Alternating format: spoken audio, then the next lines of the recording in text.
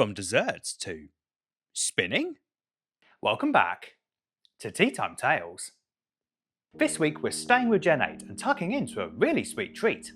Our guest this week is Alcremie. I don't know about all of you, but this Pokemon really has me craving a dessert right now. Polty guys, crack out some tea if you'd be so kind, as it's time for this week's Name Breakdown. Alcremie is likely a combination of the words alchemy, which is an ancient proto-scientific tradition focused on the transmutation of matter, and cream, which is a commonly used and versatile cooking ingredient. Its Japanese name, more hip, translates from maho, meaning magic, and wipu, meaning whipped cream. Quite the mystically delicious translation, Alcremie's physical appearance is based off a couple of different food-related options, one being whipped cream, which is used in a lot of desserts, including its other design origin, the English dessert Eton mess, which often contains a mixture of strawberries or other berries, meringue, and whipped cream. Alchemy and food. Quite an unusual blend, but how can these two have any connection to our guest, I hear you ask? Well, in fact, according to some historians, cooking is considered to be the world's oldest and accessible form of alchemy, as it systematically transmutes raw, inedible and other base ingredients into purified, nourishing and flavourful creations. Quite the interesting perspective, right? Also, let's not forget about its Gigantamax form. Let's not mince words, it resembles a giant 5-tier wedding cake. The cake aspect of Alcremie's Gigantamax form is also adorned with all the sweets that evolve Alcremie's pre-evolution form, Milcery, into the resplendent visage you see before you. Which makes now the perfect time to lead into this week's segment.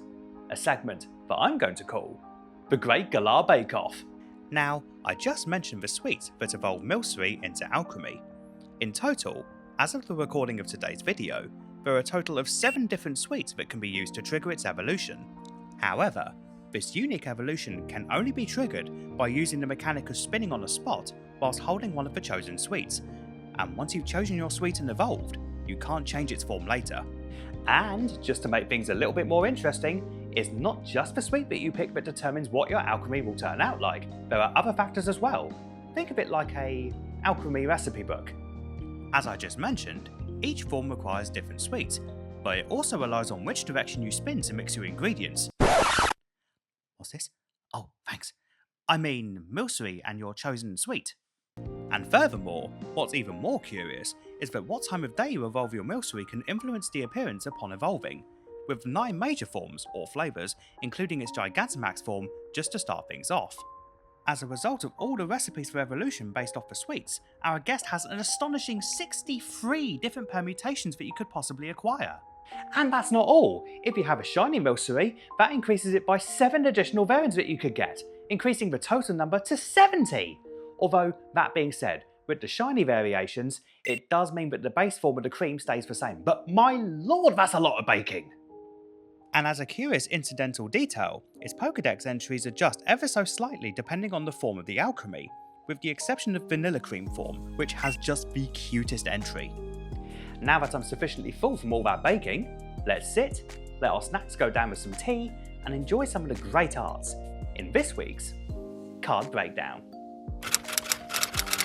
First up, from Rebel Clash, we have this wonderfully dreamlike illustration from Misere. The soft focus and pastel palette give it a charming fairy tale feel, with Alchemy sitting proudly amidst the spread of cakes and berries. And take a look at the first attack name, Decorate. Very fitting as well, as Alchemy is the only Pokemon able to learn this move naturally.